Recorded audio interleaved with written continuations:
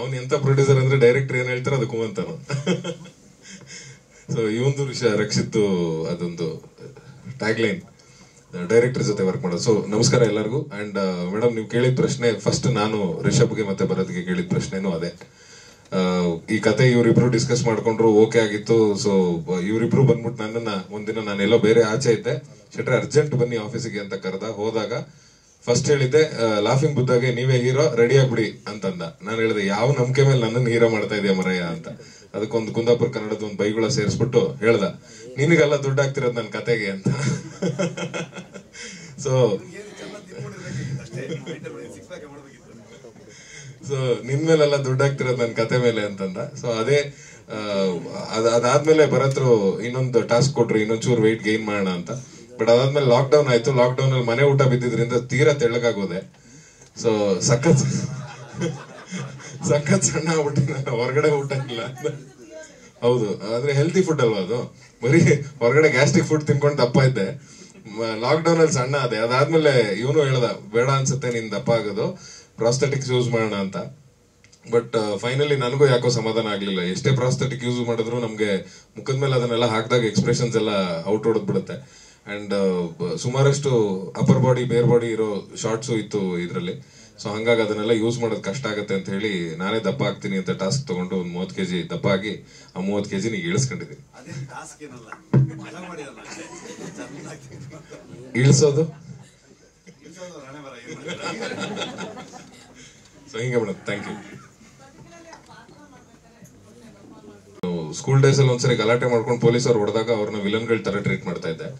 So ಅದಾದ್ಮೇಲೆ ರೀಸೆಂಟ್ಲಿನೂ ಅಲ್ಲ, ನನ್ಗೆ ಸುಮಾರು ಜನ ಪೊಲೀಸ್ ಅವ್ರ ಫ್ರೆಂಡ್ಸ್ ಆದ್ರು. ಡಿಗ್ರಿ ಆದ ನಂತರ ನನ್ನ ಫ್ರೆಂಡ್ಸ್ ಸುಮಾರು ಜನ ಬೇರೆ ಬೇರೆ ಊರುಗಳಲ್ಲಿ ಪೊಲೀಸ್ ಆದ್ರು. ಸೊ ಅವ್ರಗಳ ಜೊತೆ ಮಾತಾಡ್ತಾ ಕೇಳ್ತಾ ಅದನ್ನೆಲ್ಲ ಡಿಸ್ಕಸ್ ಮಾಡ್ತಾ ಇದ್ದಾಗ ಅವ್ರ ಬಗ್ಗೆ ತುಂಬಾ ಸಿಂಪತಿ ಬರುತ್ತೆ. ಆಕ್ಚುಲಿ ರಿಷಬ್ ಹೇಳ್ದಂಗೆ ದಿನಾ ಬೆಳಗ್ಗೆ ಆದ್ರೆ ನೀವು ಆಸ್ ಎ ಪ್ರೆಸ್ ಅವರು ನೀವು ಸುಮಾರು ಜನನ ಇಂಟರ್ವ್ಯೂ ಮಾಡ್ತಿರ್ತೀರ. ಸೊ ನಿಮ್ ತಲೆಯಲ್ಲಿ ಕ್ವಶನ್ಸ್ ಹುಟ್ಟತಾನೆ ಇರುತ್ತೆ. ಸೊ ಪೊಲೀಸ್ ಅವರು ದಿನಾ ಬೆಳಗಾದ್ರೆ ಒಬ್ಬ ಕೊಲೆಗಾರನ್ ಮೀಟ್ ಮಾಡ್ತಾರೆ, ಒಬ್ಬ ಕಳ್ಳನ್ ಮೀಟ್ ಮಾಡ್ತಾರೆ. ಅವ್ರ ನೆಗೆಟಿವ್ ಥಾಟ್ಸ್, ಅವ್ರನ್ನ ಇನ್ವೆಸ್ಟಿಗೇಷನ್ ಮಾಡೋ ರೀತಿ, ಅವ್ರ ಮೇಲೆ ಇರೋ ಪ್ರೆಷರ್, ಅವ್ರ ಮೆಂಟಲ್ ಪ್ರೆಷರ್.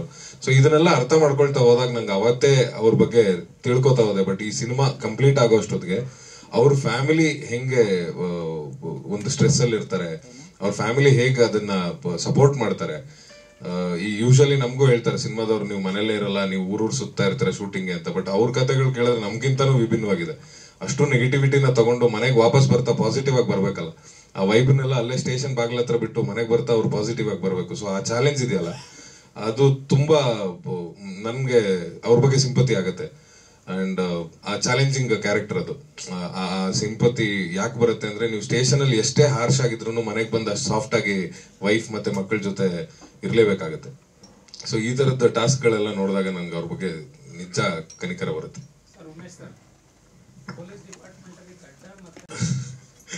ಅವನ್ ಎಂತ ಪ್ರೊಡ್ಯೂಸರ್ ಅಂದ್ರೆ ಡೈರೆಕ್ಟರ್ ಏನ್ ಹೇಳ್ತಾರೆ ಅದಕ್ಕೂ ಅಂತಾನು. ಸೊ ಈ ಒಂದು ವಿಷಯ ರಕ್ಷಿತ್ ಅದೊಂದು ಟ್ಯಾಗ್ ಲೈನ್ ಡೈರೆಕ್ಟರ್ ಜೊತೆ ವರ್ಕ್ ಮಾಡೋದು. ಸೊ ನಮಸ್ಕಾರ ಎಲ್ಲರಿಗೂ. ಅಂಡ್ ಮೇಡಮ್ ನೀವು ಕೇಳಿದ ಪ್ರಶ್ನೆ ಫಸ್ಟ್ ನಾನು ರಿಷಬ್ಗೆ ಮತ್ತೆ ಭರತ್ಗೆ ಕೇಳಿದ ಪ್ರಶ್ನೆನೂ ಅದೇ.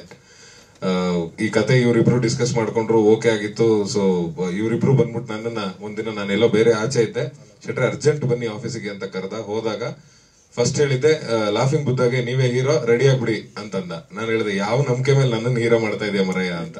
ಅದಕ್ಕೊಂದು ಕುಂದಾಪುರ ಕನ್ನಡದ ಒಂದು ಬೈಗುಳ ಸೇರಿಸ್ಬಿಟ್ಟು ಹೇಳ್ದ ನಿನಗೆಲ್ಲ ದುಡ್ಡು ಆಗ್ತಿರೋದು ನನ್ನ ಕತೆಗೆ ಅಂತ. ಸೊ ನಿನ್ ಮೇಲೆಲ್ಲ ದುಡ್ಡು ಆಗ್ತಿರೋದು ನನ್ನ ಕತೆ ಮೇಲೆ ಅಂತಂದ. ಸೊ ಅದೇ ಅದಾದ್ಮೇಲೆ ಭರತ್ರು ಇನ್ನೊಂದು ಟಾಸ್ಕ್ ಕೊಟ್ರು, ಇನ್ನೊಂಚೂರು ವೆಯ್ಟ್ ಗೈನ್ ಮಾಡೋಣ ಅಂತ. ಬಟ್ ಅದಾದ್ಮೇಲೆ ಲಾಕ್ಡೌನ್ ಆಯ್ತು. ಲಾಕ್ಡೌನ್ ಅಲ್ಲಿ ಮನೆ ಊಟ ಬಿದ್ದಿದ್ರಿಂದ ತೀರಾ ತೆಳ್ಳಗಾಗೋದೆ. ಸೊ ಸಖತ್ ಸಣ್ಣ ಆಗ್ಬಿಟ್ಟಿನ, ಹೊರಗಡೆ ಊಟ ಇಲ್ಲ. ಹೌದು, ಆದ್ರೆ ಹೆಲ್ತಿ ಫುಡ್ ಅಲ್ವಾ ಅದು, ಬರೀ ಹೊರಗಡೆ ಗ್ಯಾಸ್ಟ್ರಿಕ್ ಫುಡ್ ತಿನ್ಕೊಂಡು ದಪ್ಪ ಇದ್ದೆ. ಲಾಕ್ಡೌನ್ ಅಲ್ಲಿ ಸಣ್ಣ ಅದೇ. ಅದಾದ್ಮೇಲೆ ಇವನು ಹೇಳ್ದ ಬೇಡ ಅನ್ಸುತ್ತೆ ನಿನ್ ದಪ್ಪ ಆಗೋದು, ಪ್ರಾಸ್ಥೆಟಿಕ್ಸ್ ಯೂಸ್ ಮಾಡೋಣ ಅಂತ.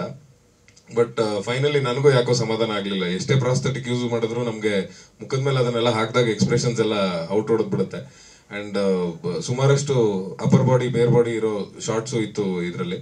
ಸೊ ಹಂಗಾಗಿ ಅದನ್ನೆಲ್ಲ ಯೂಸ್ ಮಾಡೋದು ಕಷ್ಟ ಆಗುತ್ತೆ ಅಂತ ಹೇಳಿ ನಾನೇ ದಪ್ಪ ಆಗ್ತೀನಿ ಅಂತ ಟಾಸ್ಕ್ ತಗೊಂಡು ಒಂದು 30 kg ದಪ್ಪ ಆಗಿ ಆ 30 kg ನೀಗ ಇಳಿಸ್ಕೊಂಡಿದ್ದೀನಿ. ಇಳಿಸೋದು ಸೊ ಹಿಂಗೆ madam, thank you. School days ಅಲ್ಲಿ ಒಂದ್ಸರಿ ಗಲಾಟೆ ಮಾಡ್ಕೊಂಡು ಪೊಲೀಸರು ಹೊಡೆದಾಗ ಅವ್ರನ್ನ ವಿಲನ್ಗಳ ತರ ಟ್ರೀಟ್ ಮಾಡ್ತಾ ಇದ್ದೆ. ಸೊ ಅದಾದ್ಮೇಲೆ ರೀಸೆಂಟ್ಲಿನೂ ಅಲ್ಲ, ನನ್ಗೆ ಸುಮಾರು ಜನ ಪೊಲೀಸ್ ಅವ್ರ ಫ್ರೆಂಡ್ಸ್ ಆದ್ರು. ಡಿಗ್ರಿ ಆದ ನಂತರ ನನ್ನ ಫ್ರೆಂಡ್ಸ್ ಸುಮಾರು ಜನ ಬೇರೆ ಬೇರೆ ಊರುಗಳಲ್ಲಿ ಪೊಲೀಸ್ ಆದ್ರು. ಸೊ ಅವ್ರಗಳ ಜೊತೆ ಮಾತಾಡ್ತಾ ಕೇಳ್ತಾ ಅದನ್ನೆಲ್ಲ ಡಿಸ್ಕಸ್ ಮಾಡ್ತಾ ಇದ್ದಾಗ ಅವ್ರ ಬಗ್ಗೆ ತುಂಬಾ ಸಿಂಪತಿ ಬರುತ್ತೆ. ಆಕ್ಚುಲಿ ರಿಷಬ್ ಹೇಳ್ದಂಗೆ ದಿನ ಬೆಳಗ್ಗೆ ಆದ್ರೆ ನೀವು ಆಸ್ ಎ ಪ್ರೆಸ್ ಅವರು ನೀವು ಸುಮಾರು ಜನನ ಇಂಟರ್ವ್ಯೂ ಮಾಡ್ತಿರ್ತೀರ. ಸೊ ನಿಮ್ ತಲೆಯಲ್ಲಿ ಕ್ವಶನ್ಸ್ ಹುಟ್ತಾನೆ ಇರುತ್ತೆ. ಸೊ ಪೊಲೀಸ್ ಅವರು ದಿನ ಬೆಳಗಾದ್ರೆ ಒಬ್ಬ ಕೊಲೆಗಾರನ್ ಮೀಟ್ ಮಾಡ್ತಾರೆ, ಒಬ್ಬ ಕಳ್ಳನ್ ಮೀಟ್ ಮಾಡ್ತಾರೆ. ಅವ್ರ ನೆಗೆಟಿವ್ ಥಾಟ್ಸ್, ಅವ್ರನ್ನ ಇನ್ವೆಸ್ಟಿಗೇಷನ್ ಮಾಡೋ ರೀತಿ, ಅವ್ರ ಮೇಲೆ ಇರೋ ಪ್ರೆಷರ್, ಅವ್ರ ಮೆಂಟಲ್ ಪ್ರೆಷರ್, ಸೊ ಇದನ್ನೆಲ್ಲ ಅರ್ಥ ಮಾಡ್ಕೊಳ್ತಾ ಹೋದಾಗ ನಂಗೆ ಅವತ್ತೇ ಅವ್ರ ಬಗ್ಗೆ ತಿಳ್ಕೊತಾ ಹೋದೆ. ಬಟ್ ಈ ಸಿನಿಮಾ ಕಂಪ್ಲೀಟ್ ಆಗೋ ಅಷ್ಟೊತ್ತಿಗೆ ಅವ್ರ ಫ್ಯಾಮಿಲಿ ಹೆಂಗೆ ಒಂದು ಸ್ಟ್ರೆಸ್ ಅಲ್ಲಿ ಇರ್ತಾರೆ, ಅವ್ರ ಫ್ಯಾಮಿಲಿ ಹೇಗೆ ಅದನ್ನ ಸಪೋರ್ಟ್ ಮಾಡ್ತಾರೆ. ಈ ಯೂಶಲಿ ನಮಗೂ ಹೇಳ್ತಾರೆ ಸಿನಿಮಾದವ್ರು, ನೀವು ಮನೇಲೇ ಇರಲ್ಲ, ನೀವು ಊರೂರು ಸುತ್ತಾ ಇರ್ತಾರೆ ಶೂಟಿಂಗ್ ಅಂತ. ಬಟ್ ಅವ್ರ ಕಥೆಗಳು ಕೇಳಿದ್ರೆ ನಮ್ಗಿಂತಾನು ವಿಭಿನ್ನವಾಗಿದೆ. ಅಷ್ಟು ನೆಗೆಟಿವಿಟಿನ ತಗೊಂಡು ಮನೆಗೆ ವಾಪಸ್ ಬರ್ತಾ ಪಾಸಿಟಿವ್ ಆಗಿ ಬರ್ಬೇಕಲ್ಲ, ಆ ವೈಬ್ನೆಲ್ಲ ಅಲ್ಲೇ ಸ್ಟೇಷನ್ ಬಾಗ್ಲ ಹತ್ರ ಬಿಟ್ಟು ಮನೆಗೆ ಬರ್ತಾ ಅವ್ರು ಪಾಸಿಟಿವ್ ಆಗಿ ಬರ್ಬೇಕು. ಸೊ ಆ ಚಾಲೆಂಜ್ ಇದೆಯಲ್ಲ, ಅದು ತುಂಬಾ ನನ್ಗೆ ಅವ್ರ ಬಗ್ಗೆ ಸಿಂಪತಿ ಆಗತ್ತೆ. ಅಂಡ್ ಆ ಚಾಲೆಂಜಿಂಗ್ ಕ್ಯಾರೆಕ್ಟರ್ ಅದು. ಆ ಸಿಂಪತಿ ಯಾಕೆ ಬರುತ್ತೆ ಅಂದ್ರೆ, ನೀವು ಸ್ಟೇಷನ್ ಅಲ್ಲಿ ಎಷ್ಟೇ ಹಾರ್ಶ್ ಆಗಿದ್ರು ಮನೆಗೆ ಬಂದ ಅಷ್ಟು ಸಾಫ್ಟ್ ಆಗಿ ವೈಫ್ ಮತ್ತೆ ಮಕ್ಕಳ ಜೊತೆ ಇರ್ಲೇಬೇಕಾಗತ್ತೆ. ಸೊ ಈ ತರದ ಟಾಸ್ಕ್ ಗಳೆಲ್ಲ ನೋಡಿದಾಗ ನನ್ಗೆ ಅವ್ರ ಬಗ್ಗೆ ನಿಜ ಕನಿಕರ ಬರುತ್ತೆ.